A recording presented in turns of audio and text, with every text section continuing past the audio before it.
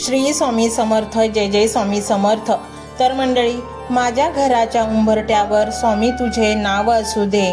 तुझ्या कृपेचा दिव्य प्रकाश कानाकोपऱ्यात वसू दे. नको पीडा, नको चिंता, नकारात्मकता दूर पळू दे.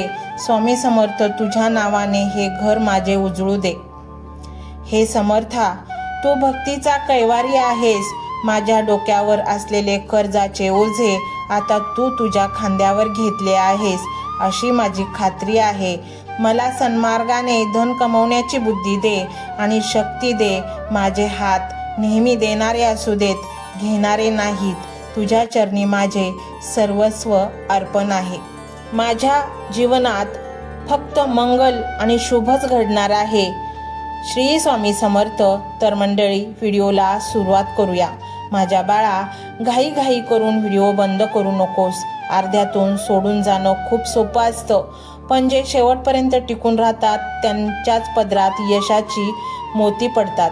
आज मी तुला जे सांगणार आहे ते कदाचित तुझ्या आयुष्याला कलाटणी देणारं ठरू शकतं.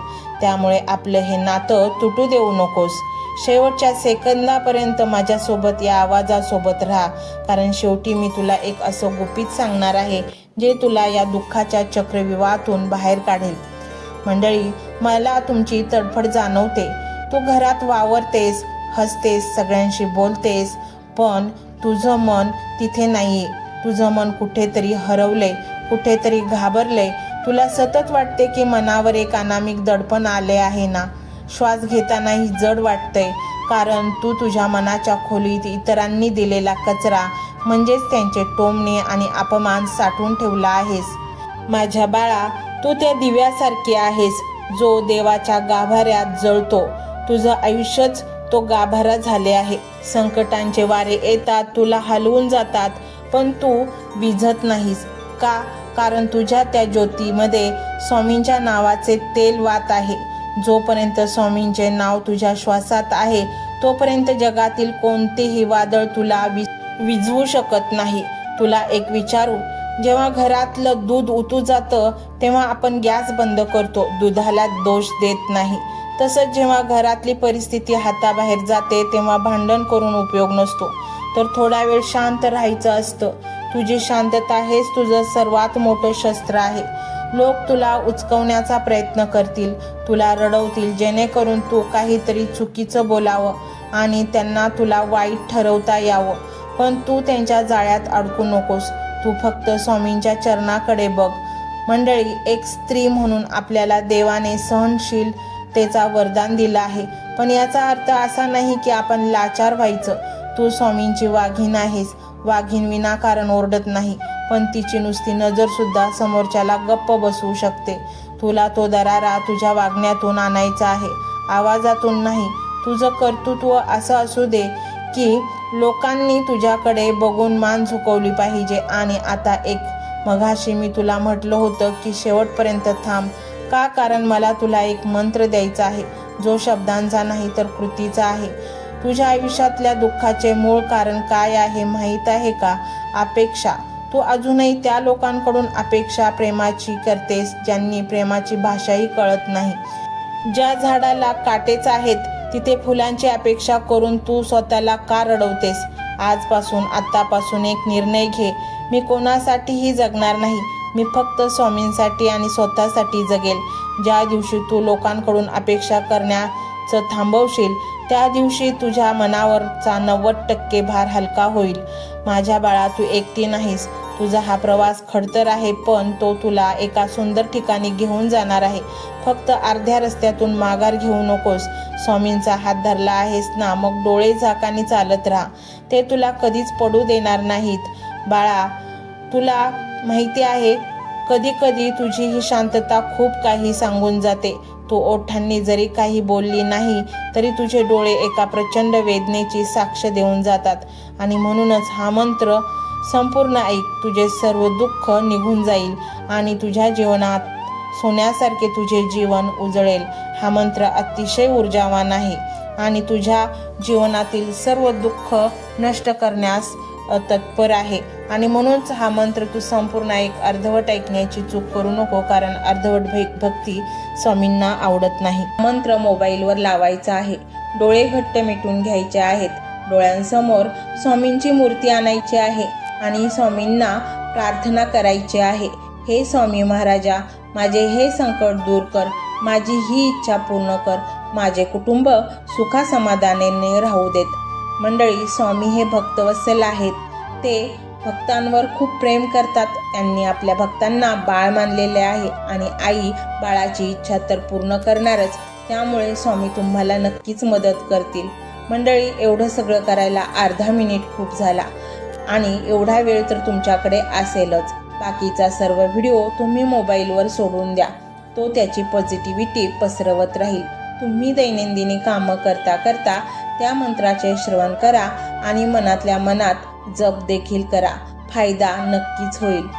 ही डिजिटल सेवा आहे. आज या व्हिडिओच्या माध्यमातून स्वामींचे विचार तुमच्यापर्यंत पोहोचले आहेत. जर तुम्हाला मनापासून वाटत असेल की या विचारांनी तुमच्या मनाला उभारी दिली आहे, तुम्हाला जगण्याचे बळ दिले आहे, तर तुम्ही सुद्धा या ज्ञान यज्ञात आपली समिधा अर्पण करू शकता.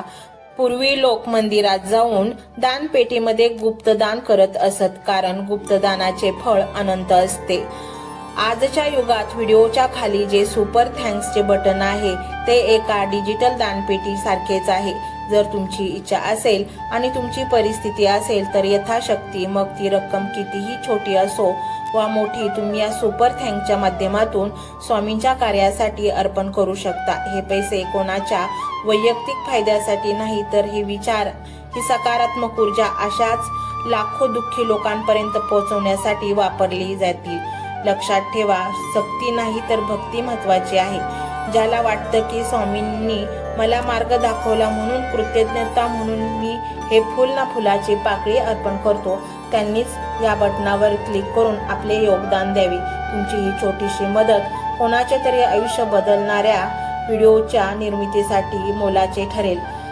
तसेच या व्हिडिओला लाईक करणे म्हणजे केवळ एक बटन दाबणे नव्हे, तर या सकारात्मक ऊर्जेला दुजोरा देणे आहे. जेव्हा तुम्ही लाईक करता तेव्हा तुमची विश्वाला सांगता की हो, माझा स्वामींवर विश्वास आहे. आणि शेअर करणे म्हणजे काय, तर पुण्य वाढणे. जर तुम्हाला वाटत असेल की तुमच्या एखाद्या मित्राला, नातेवाईकाला किंवा ओळखीच्या व्यक्तीला सध्या आधाराची गरज आहे, तर त्यांना हा व्हिडिओ नक्की पाठवा.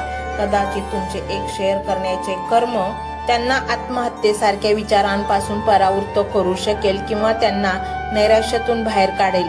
पुण्य फक्त अन्नदानानेच नाही तर विचारदानाने सुद्धा मिळते. म्हणून संकोच न करता हा व्हिडिओ तुमच्या जवळच्या लोकांपर्यंत पोहोचवावा.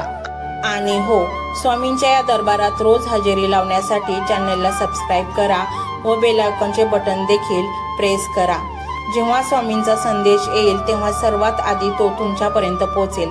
ही घंटा म्हणजे मंदिराची घंटा आहे, जी वाजवल्याने मनाला जाग येते. आणि सर्वात महत्त्वाचे म्हणजे तुमचा संवाद. खाली कमेंट बॉक्समध्ये तुमचा अनुभव नक्की मांडा. तुमच्या मनात काय चाललं आहे, तुम्हाला स्वामींची प्रचिती कधी आली आहे, कशी आली आहे ते लिहा.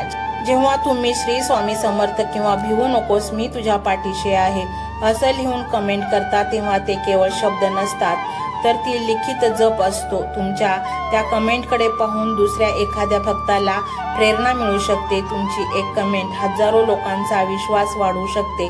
त्यामुळे लाजू नका, मोकळ्या मनाने व्यक्त व्हा. इथे कोणी कोणाला जज करत नाही.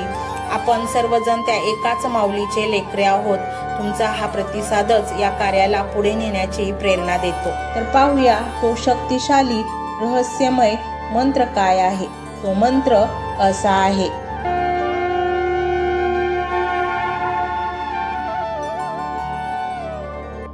श्री सद्गुरु स्वामी समर्थाय नमः. श्री सद्गुरु स्वामी समर्थाय नमः. श्री सद्गुरु स्वामी समर्थाय नमः. श्री सद्गुरु स्वामी समर्थाय नमः. श्री सद्गुरु स्वामी समर्थाय नमः. श्री सद्गुरु स्वामी समर्थाय नमः. श्री सद्गुरु स्वामी समर्थाय नमः. श्री सद्गुरु स्वामी समर्थाय नमः.